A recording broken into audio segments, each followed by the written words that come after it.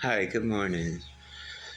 Um, this morning I was going to discuss the concept of the unpolished stone, or the stone that levitates. Uh, that itself is a tantric sentence, if you will, because as most, not all of us know, um, in general, stones don't levitate. Um, Never mind. I won't get into it. But Serrano describes when he went to Wewelsburg that on the mantle in the dining hall there, where the black sun or Schwartz sun is located. And by the way, guys, you don't have to believe me, and you know that. It's that symbol has a lot to do with the zodiac, okay? And I think I've said everything possible that I know about it. The videos are out there, or in my writings. There's something missing in the black sun right now in Wewelsburg. A very important something. They found pipes. There was an eternal flame that burnt in the very center. That's why the very center, if you've ever looked closely, it has that dip. That's sort of the dip. There was a flame in the center, and this is why we have, in Serrano terminology, the golden sun and then the black sun. And then we all know that black sun itself is black and green. So there's some of that. But back then, there was another science that we can't comprehend. We've gone too rational. Back to what I was saying about, okay, in the dining hall, there was this stone that would hang in what Serrano calls critical condition, meaning that one little and this stone would fall over. And what I know about that is it creates a tension which can utilize in German what is called Macht, or will, might. This is how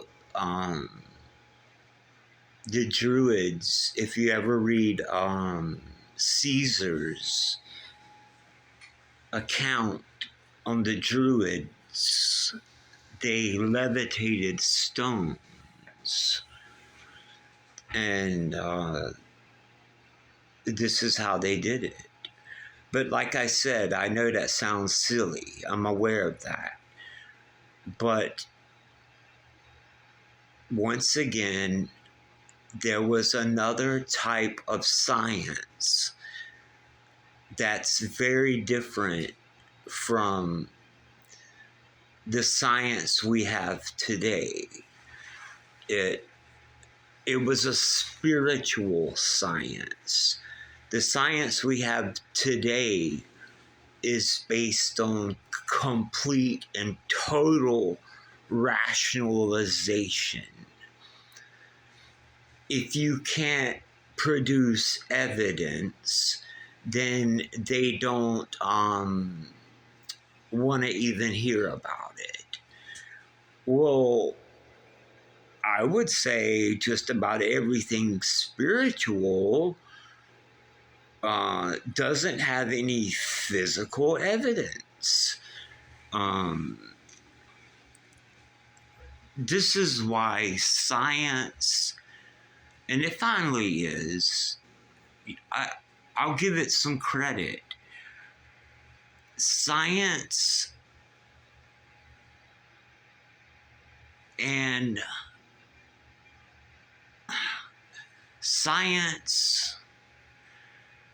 spirituality need to merge together. And when we do that, and the process is starting, like I said, we're in the beginning, the very beginning stages of Aquarius.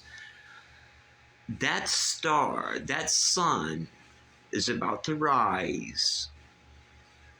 I mean, there's plenty of time, and hit the foot of the water bringer. Aquarius is we know about the light bringer, but Aquarius is the one who bears water.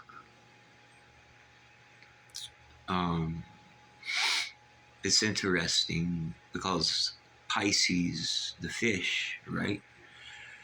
And then Aquarius. Carl Jung, one of his biggest fears was the beginning of Aquarius, because poetically speaking, before there's a flood, there's always the death of the fish, because the water recedes before it comes back in. And anybody with any esoteric and occult knowledge knows that the fish is about to leave the aquarium, and has been for quite a long time now. It's basically just holding on for life. And yeah, I have to speak in code on some things, and I'm sorry about that, but I do. But I know a lot of you know what I'm talking about.